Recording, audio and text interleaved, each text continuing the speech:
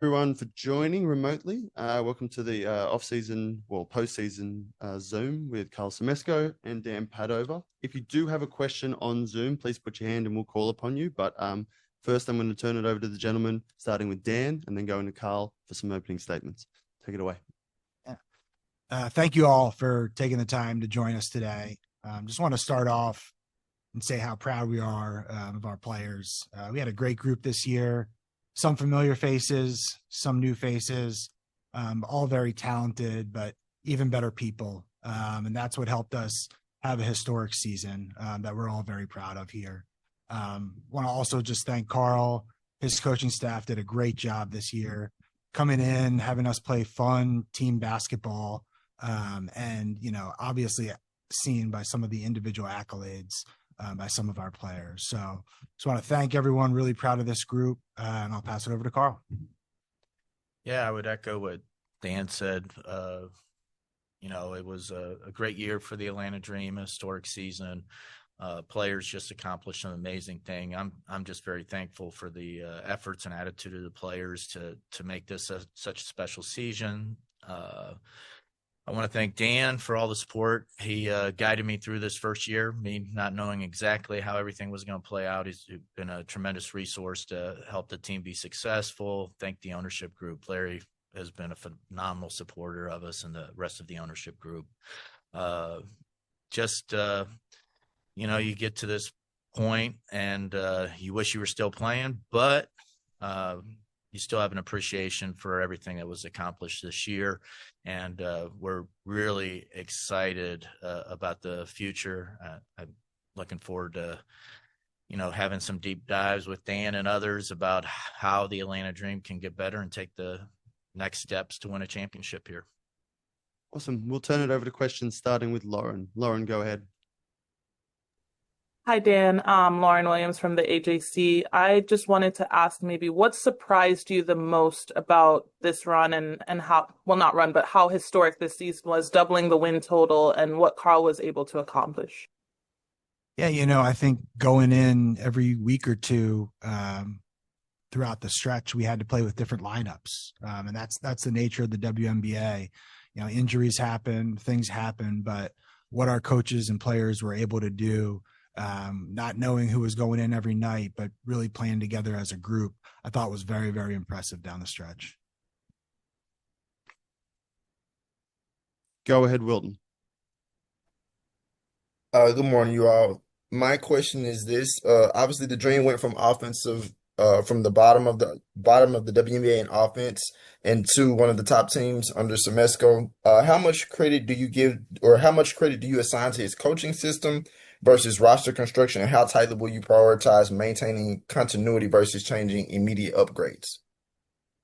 Yeah, I think it was a total group effort. I think Karl and the coaching staff did an awesome job of getting this group together. I think our players really bought in. They were focused, and it takes everybody to have the type of year we had. So I think it was a total group effort. We really, really like this team. Proud of what we did. As always, you make tinkers in the off season. We'll wait to see kind of how that goes in the next few months, but really proud of this 2025 team.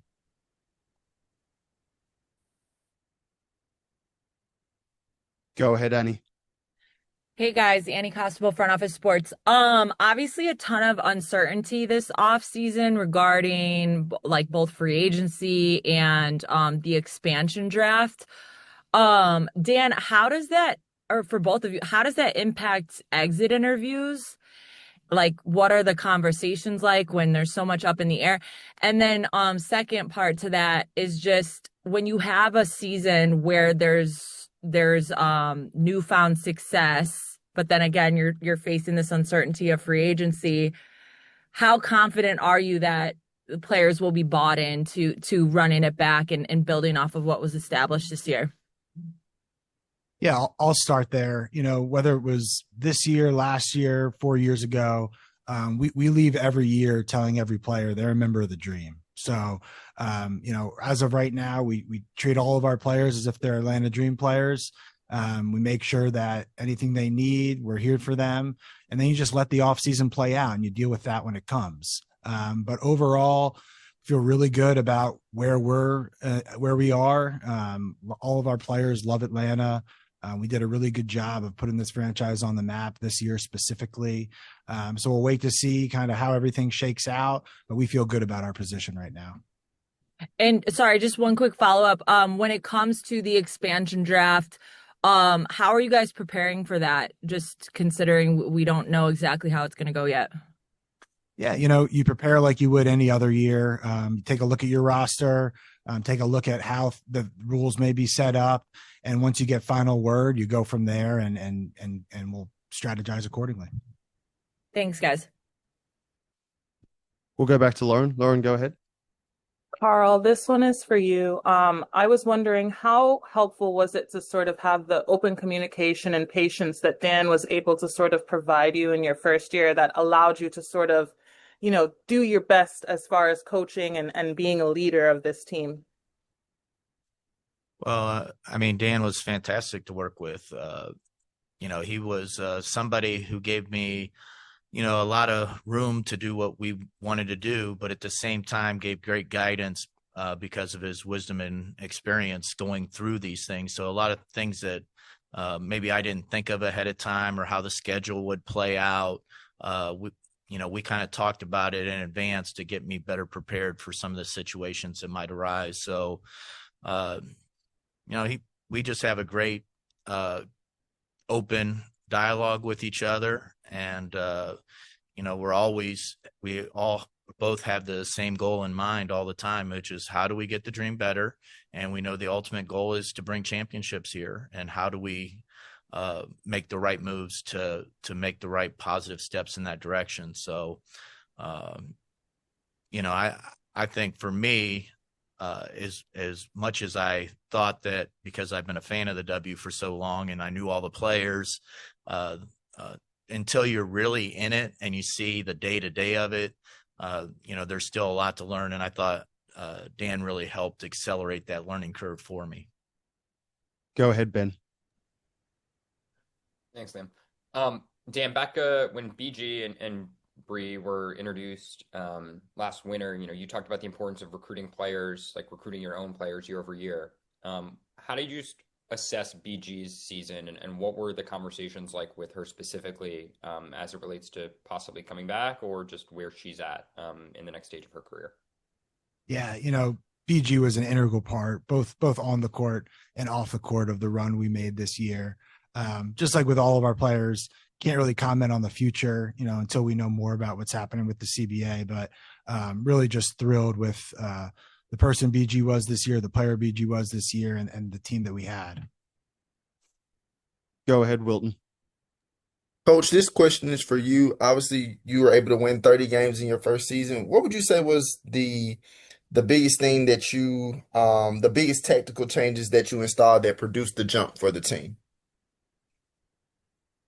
Well, I think we had really good players, and I think as a coaching staff, and I want to give a lot of credit to our coaching staff. I think we brought in the right people who really were committed to working together to help the players as best as possible. But it really is about recognizing the talents of the players and putting them in a situation where they can best utilize those talents. So, if it's anything tactically, it's really just understanding how to get the best players into space or in their best situations where they can be the most productive, and letting them do what they're best at. And, I thought we did we were pretty good at that, but I think there's still even a lot of room for growth. I think the players feel comfortable in the system now. And I think going forward, I think there's still room for improvement, which is our goal. Like, we were second in offense and defense this year, and we actually want to be first. And I definitely think that's possible going forward. And I think the advantage we have going forward now is I believe all the players on our roster think that's more than possible as well. A quick follow-up. What would you say, and granted, there's always a difference between the regular season and the playoffs. What would you say that in the 3 playoff games that you had, that you learned the most about yourself as a coach? Well, I kind of knew that those games would be more physical, but and they definitely were. But these situations, I think if you watch for every team that was in the playoffs, man, one shot, one possession can turn a whole series. And, for us, we have the lead all game and give it up with 7 seconds to go is a tough pill to swallow. And hopefully it'll fuel all of us for a whole season, understanding that we had a team that was good enough to win the championship and, one possession ended our season. But in truth, I expected this throughout the playoffs for everybody. And if you look, like, Vegas was one shot away from being eliminated in the first round. Minnesota and Golden State, they were one shot away from going to an elimination game. And this is something you just have to be able to preach with your players, is like all these small details. It's like, how many times will this come? How important will it be? And it's like, you don't know, but you don't want to find out at the wrong time. And I just think that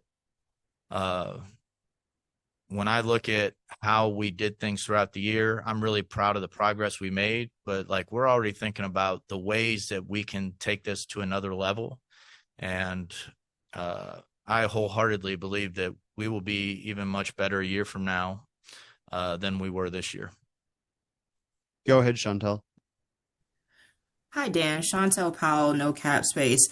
Just to kind of follow up what Carl was saying, you put together a team that seemed to mesh really well, both on the court and off the court. What do you think is still needed to take the team to that next level? Yeah. I think one of the biggest things is growth. We went through another playoff series this year. We saw ourselves get better in a bunch of the categories Carl mentioned. But you always take a look at your roster and see, hey, what can we do to take that next step? A lot of times that's internal growth. Sometimes that's, adding pieces, but we're doing everything we can this offseason to make sure that we're going next year with an even better team. Go ahead, Andrew. Thanks, Liam. As always, first for you, Dan. This is the third year you had Alicia Gray, part of this dream team, and seeing her have a career year and being a true all WNBA first team player and MVP candidate. Can you talk about the growth that you've seen for her, not only on the court, but as the leader of this team? And for you, Carl, what was the biggest lesson of the many lessons that you took, considering the detailed, smart coach that you already were coming into the W? So for you first, Dan. Yeah, I think the best thing about Leash is every year she gets a little bit better, and that's a credit to her and how much work she puts in the off seasons. When you put that much work in, it just gives you that much more confidence, and you're able to really go out and play free. And I think Carl really, really leaned into Alicia this year, showed her some things she could do to, get even better. And overall, I think Leash just has been more aggressive year in and year out, and her numbers show by that. And just thrilled to have her a part of this organization. And for me, it's just, we want all of our players to have the desire to get better every single year and to find something that they can improve upon to help our team and organization get better. But I think that goes through everybody through the organization, including myself. So like, there'll be a deep dive on one. I already take notes after every game with everything that after reviewing it, which I think I could have done better during the game. But there'll be, the coaches will get together and we'll review things. And the idea is to be the best coaches for our players that we can possibly be. And I don't think you can do that if you don't review yourself and figure out areas that, you think you could perform at a higher level. So the challenge for all of us is to become as great as we can possibly become. And that takes a lot of self-reflection. Obviously you have to kind of set your ego aside and kind of face the truths of where you fell short so that you can be better going forward. And, I'm the first person I always look at is myself, and then we go out from there. Thanks, gentlemen. And we'll finish up with Ernest. Ernest, go ahead. First off, congratulations, Dan, on Executive of the Year. Congratulations on that. Coach, congratulations on an amazing season. Coach, my first question is for you, and I have a question for you too, Dan. Coach, what's the most special accomplishment or most memorable moment of the season now that you've had a chance to let it sink in? Well, we had a lot of great moments this season and a lot of big wins. It's hard to put it in just one highlight, but if you're making me, I would say, Naz's game winner at Dallas was, kind of special. We had, multiple people out, and it was just a game where both teams were making basket, going back and forth, and to hit the game-winning three in the last seconds was kind of a special moment, and was really excited for Naz and the team when she did it. Awesome. Thank you, Coach. Dan, the follow-up is, you mentioned the possibility of adding some pieces. How aggressive should fans expect the Dream to be during free agency or through trades? Yeah, I think we've always been aggressive, whether that's through the draft, in trades, and free agency.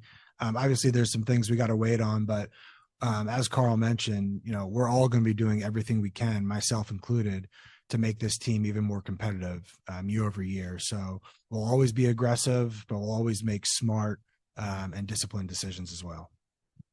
Thank you, everyone, for taking the time to join us today. We appreciate the coverage all year, and we'll see you next time. Thank you, gentlemen.